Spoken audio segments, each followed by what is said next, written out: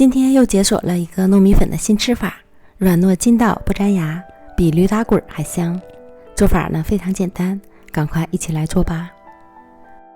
碗中倒入120克糯米粉，20克普通面粉，35克白糖，175克牛奶，搅拌成均匀细腻的糯米糊。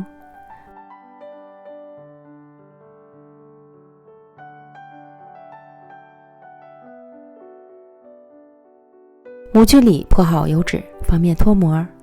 倒入一半的糯米糊，摇晃均匀。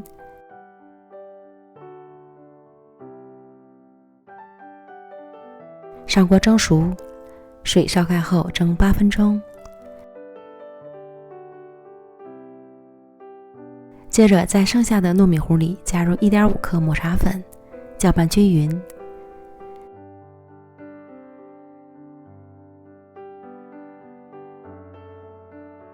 倒入到蒸好的糯米糊碗中，摇晃均匀，再放回到锅里，再蒸12分钟。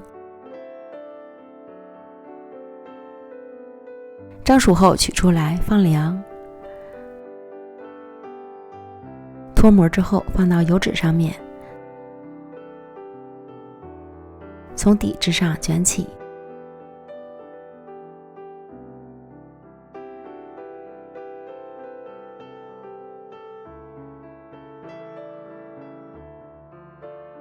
表面再裹满熟芝麻，